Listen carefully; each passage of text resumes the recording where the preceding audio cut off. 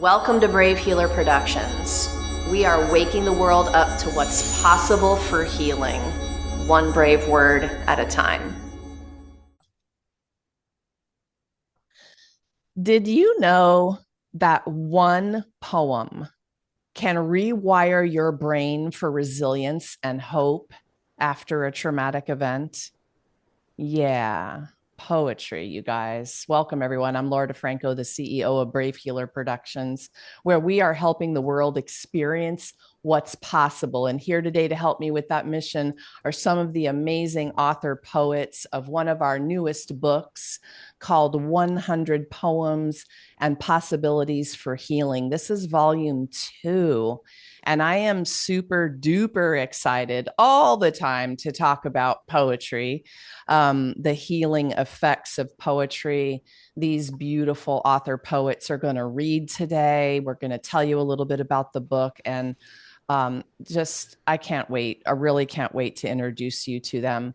I want to mention that 100 Poems and Possibilities for Healing, the book project, also supports one of my nonprofit partners, and that's Miss Kyan Thomas and the Inkwell. So if you guys are listening to this and you haven't purchased your copy yet, go grab a copy because that's going to help me help her and the beautiful work that she's doing with therapeutic writing programs, bringing them into the DC area to the youth and literally providing journals and pens and programs for them to use writing as a therapeutic tool. I love you, Miss Kyan. I love being your partner in what you're doing.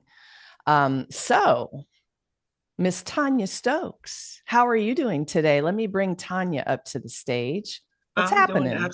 I'm doing absolutely wonderful. Thank you. You guys, Tanya Stokes is the CEO of Compassionate Designs, where they design your vision with passion in mind. Tanya, why poetry? What has it meant in your life? Oh, it's been my friend lately, more so now than ever. It's very therapeutic.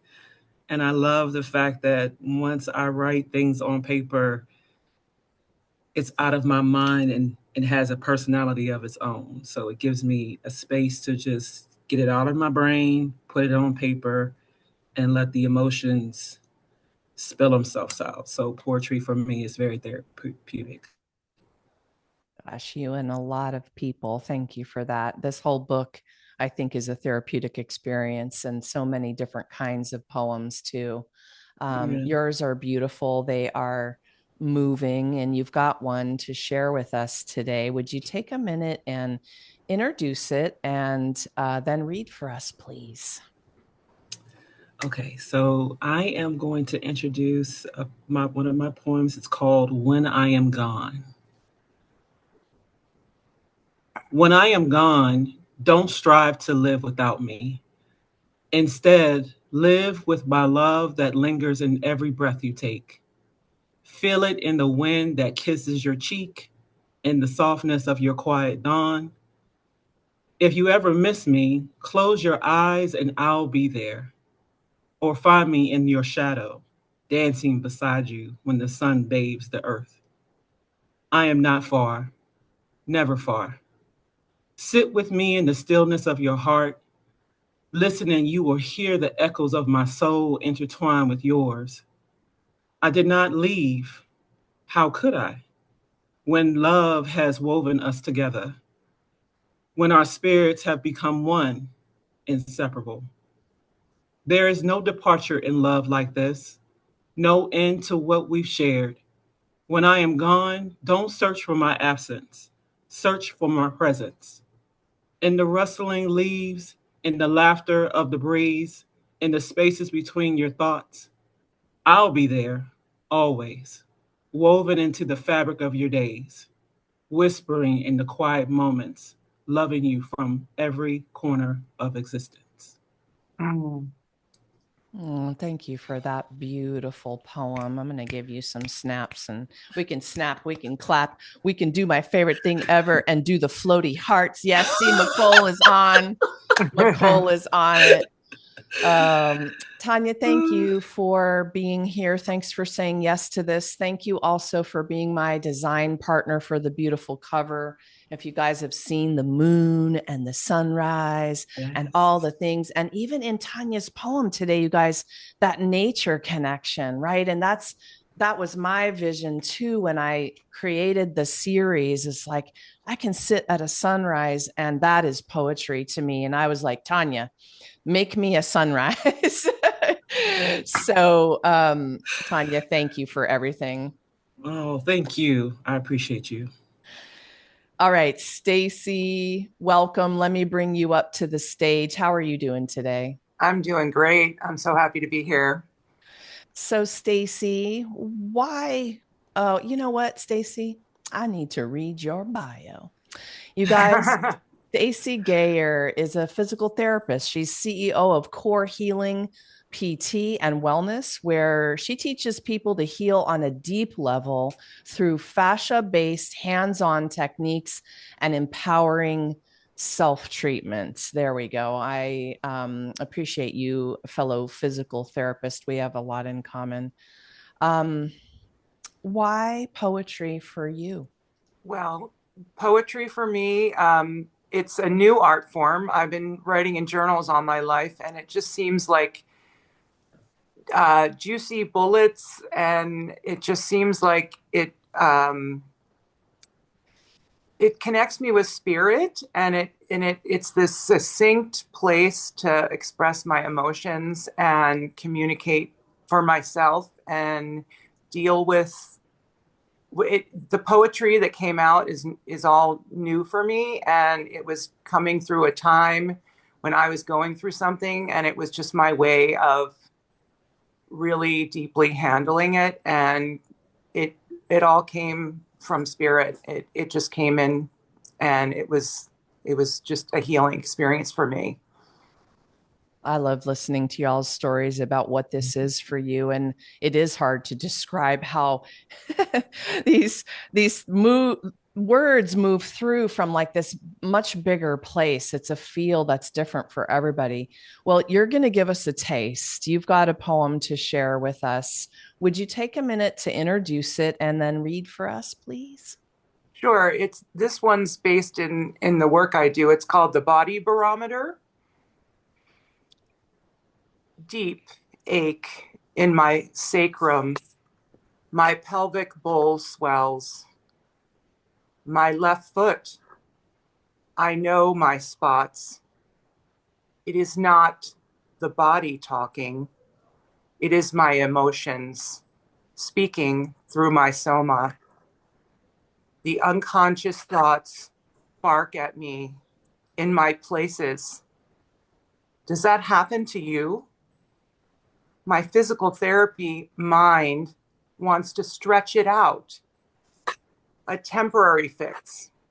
If I shift my mindset, meditate, breathe, unwind, let go, let God, let my spirit team guide me, the true healing, the magic happens. I am transformed. The pain, the tightness, the discomfort dissipates. I am dancing joyously. Free again. Thank you, Great Spirit. Beautiful. Oh my gosh. Okay, everybody, hearts, let's go. That's awesome, Stacy. Thank you. And thanks for saying yes to this, for being here today, sharing your heart and soul like you have. Thank you so much. Thank you. You guys, before I introduce Jackie to you, our next poet, I really kind of just want to say thank you to all four of these brilliant poet authors, because y'all took on the challenge. You know, in the book, you guys are going to find not just poems, but I asked them to write a story about themselves.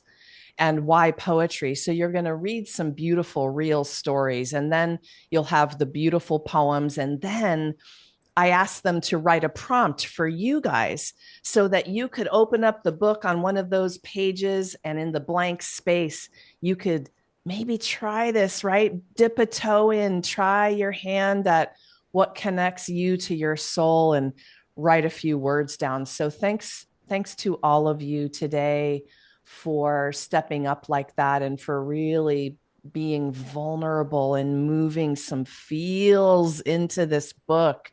Oh, I can't say it enough. Jackie, how are you doing today? Let me bring you up to the stage. Good, great. I'm just trying to figure out how you do the heart splash. I'm like, I put a heart and I'm just like one little tiny heart. I'm like, I'm good. We'll have to do a tutorial for you later on. The hearts are kind of a fun little thing, aren't they? Definitely. I wanted to give heart splashes to both of them and I couldn't. I'm like, here's my cute little heart. Well, you guys, let me share about Jackie. Jacqueline Diaz is a best-selling author, poet, mental health advocate, founder of the Stephen Spectrum Career Project, and co-owner of Strategic Talent Acquisition, a recruiting agency. Jackie, why poetry? What has this meant for you in your life? Well, I was introduced to poetry by my sister. I was going through her stuff as little sisters do when I was a teen, and I'm going through her stuff and she had like this private folder that says do not read. So I'm like, okay, I'm reading it.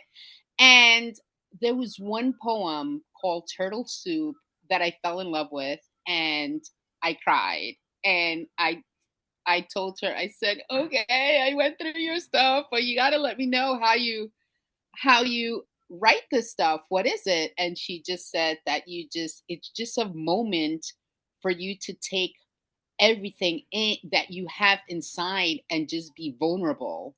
And it's okay. And if people read it, it's okay, because they don't have to know what inspired you. It can be something fictional. It can be something that you saw from across the street. It can be about yourself. So it's your chance to be vulnerable, and either you have the opportunity to just share it with the world, or you can just keep it close to you. And that's just, she said, that's just your little secret. And when she said that's your little secret, I fell in love with poetry, and I just started writing all this random stuff. And she kind of honed me in on how to and she said there's really no way on how to write poetry. She kind of just said, it's just, you're not expressing yourself. I can see you're not expressing yourself. So that's the way that I got introduced to poetry, and I fell in love with it. Until this day, this is how I love to express myself before I get into any other type of writing. I love that story about your sister so much. Thank you for sharing that. I have a sister also, and you just gave me some flashback moments about looking through for the diaries. Yes. Mine, of course, had a lock on it. So that was it. Like, I'm keeping people out of there. Oh my God, that's so funny. So you're going to give us a taste with one of your poems today. Would you take a minute to introduce it and read for us? So this one's called The Pearly Gate Trials. And this was a moment where I was feeling a bit down. And I said, if I was gone today, what would happen in heaven? Right? Would they take me or wouldn't they? So this is kind of like a trial for my soul with two angels. One is like, let her go. And the other is just like, give her a chance. So I hope you enjoy it. Okay. Father, Lord, God, Judge, as the guard of these gates, I stand before you to sentence her fate. This woman, a dreamer, a heart full of care, yet guilt and regret have led her to despair. A mother of three, her life spent in shame, consumed by the past, she lost her own name. No legacy left, no great deeds to recall. just echoes of sorrow in the silence of hall. Though she has left mourn mere at though she those she has left mourn out of mere duty, once a bright spark, now a shadow of beauty. Her laughter once danced like the sun's golden ray. Now darkness surrounds her and joy fades away. She stopped living fully, her spirit confined. By chains of regret, she fell far behind. A caring, sweet soul, once vibrant and free, for her sins became anchors so heavy, you see. She struggled to love, even herself she denied. If she cannot forgive, why should you, Lord, abide? Father, Lord, God, Judge, I plead on her side. For deep in her heart a true love did bide. Yes, she faltered, yes, she erred, but her remorse shows that her heart still cared. Through all of her trials, her love remained true, a flame still flickering, yearning for you. Her loved ones are dear, her love runs so deep. Though lost in her sorrow, her heart still does weep. Grant her another chance, let her soul mend, to live out the joy that she failed to defend. Father, Lord, God, Judge, show mercy today. Let her heal and forgive. Let her find her own way. Allow her to blossom, to rise from her pain, to discover her life, her joy, and her gain. Then thunder rolled forth, a voice filled the air. As the heavens did shake, all creation laid bare. My child, spoke the Lord, I will not condemn. No, let you pass through, but I'll see you again. You return to the earth, to the body you'll go, to mend all your ways, to love and to grow. Forgive yourself now, let your heart once more sing. Live with passion the joy that you bring. With a final decree, the voice wrapped around, and she opened her eyes to life's tender sound. With hope in her heart and a new path to tread, she'd ride from the ashes, alive once again. Thank you. Beautiful. I picked out a line on that one. Mourn out of duty. Oh, yeah. Jackie, I thank didn't know you. if anybody would understand that, but I felt that line.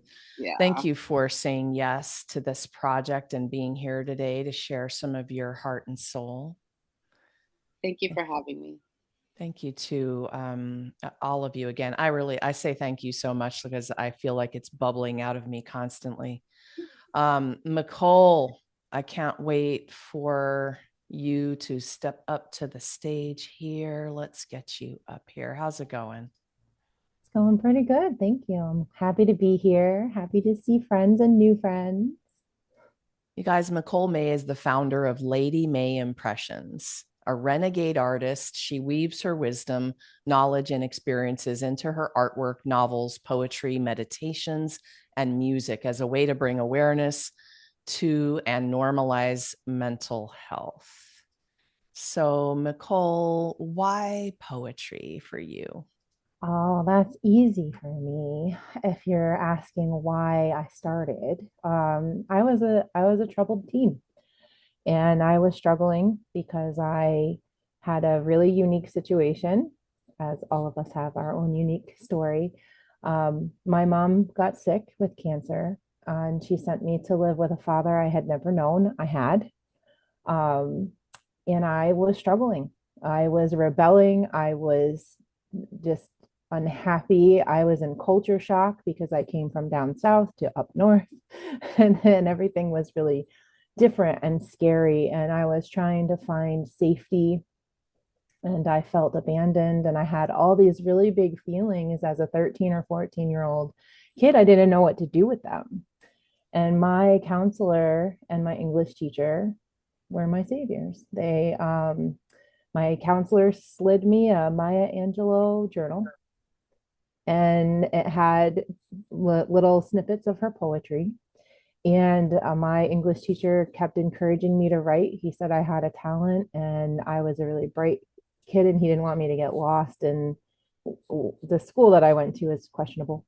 Um, so I started to write. And honestly, I tell people all the time it saved my life. And it saved my life over and over and over again as I went through really difficult times. And even as a teenager, I was suicidal at a certain point, and I wrote my way through it. Mm.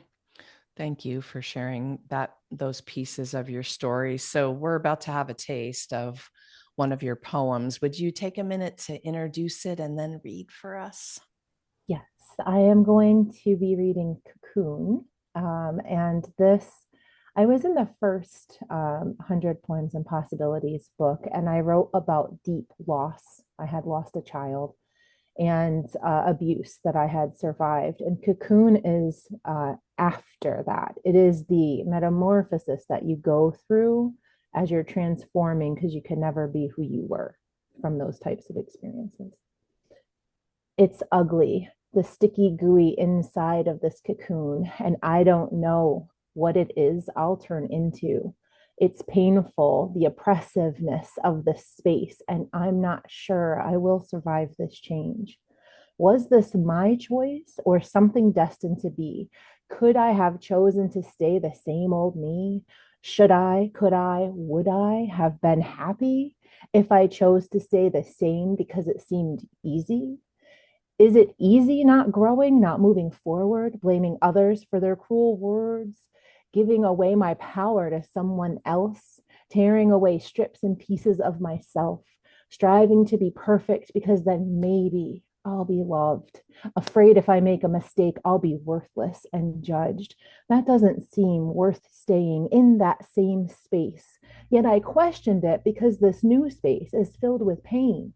Pain as I confront all of who I used to be, the good, the bad, and everything in between. Pain as I tear away everything that doesn't serve me. Fear because I am now surrounded by uncertainty. I don't know who I will be when I emerge. Will who I was and who I'm meant to be merge? Or will the old me be gone forever? And why do I mind if I must shed the old me to allow my soul to shine? Grief. That is why I mind. It settles comfortably inside, reminding me of everything and everyone that has died, from the younger versions of myself to those that I loved, to the moments I was denied a much needed hug. And further, I grieve that which would have been. Then I ponder that which could have been as I mourn that which should have been. I embrace the grief as I settle back into the cocoon again. There is no shortcut to this metamorphosis, no guarantee that we will even survive this, only the knowledge that I could not stay as I was, driven into this cocoon, knowing it was a must. And that's not the whole thing, but you can get the book and read the rest. That was beautiful, that piece that you did give us. Yes, please, you guys, buy the book. That was gorgeous. And you guys ever sort of lean in and then somebody stops like that and you're like, no, we need more than that.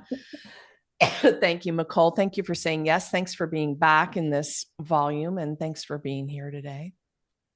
Thank you so much for having me. So ladies, I've got this question for all of you today, and I want you to think of our readers and viewers today. Those prompts that you're helping them with in the book is really, this isn't just poetry. This is a chance for you all to feel something and give it a try, maybe, right? Stacy, what's the most important thing you want people to know about poetry? About poetry. I guess from my point of view is that anybody can write it, that everybody has a poem inside them. And I learned that from you, Laura. It's definitely, I think a lot of people have perfectionism, and like they think like, oh, only, you know, Robert Frost and, you know, E. Cummings are the poets of the world. But you know, like I said, my first poem was written in July, and I've been writing in these journals, and anybody can write poetry, and I've been reading poetry all my life. And I had a friend in high school who was a poet, and I always like, you know, coveted her talent and never thought I could ever do it. And it's never too late. I'm 56 years young, and we can recreate ourselves and learn a new skill, and it's learn something new every day. Definitely. Thank you for kicking off that question like that. It's I would have dittoed that exact thing. Thank you, Stacy. You're welcome. Jackie, how about you? What else do you want to tell people? Like, what's the most important thing about poetry for you? I think it's just that chance to express yourself. And like I said, it's your little secret. You know, it's whether you want to share it or not. It's your thoughts that you, I mean, your thoughts are your thoughts. Everybody internalizes thoughts. There's so many thoughts that go through your head in a day, but just to see them on paper, just to see how vulnerable you are, just to see what um, creativeness is in your head, because some people might not even know. Just put it on paper, and it's just like, I think poetry is an art form that everybody has, is because your poem doesn't have to rhyme. Your poem doesn't have to have a punctuation. It doesn't have to be capital. It doesn't have to, you know, follow the same grammar rules. It's just your thoughts, your innermost feelings on paper, and it's up to you whether you want to share it or not. Love that addition. No rules, guys. No rules here.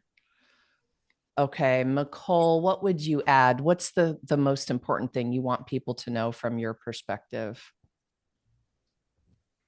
Well, everyone was saying everything that I agree with. I think anyone can do poetry. I think that it's a way, for some people, it's a way to channel in through things. It's not always that. My sister used to get quite upset with me because I would get poetry assignments and they just flow through me, and they do. And that really does happen. Sometimes I have to work a little bit at it, but most of the time it flows through. And she used to get so mad, but she still writes beautiful poetry too. So don't give up on it if it seems a little unintuitive, or if it doesn't seem to flow easy. It's still very valuable to help you process your emotions.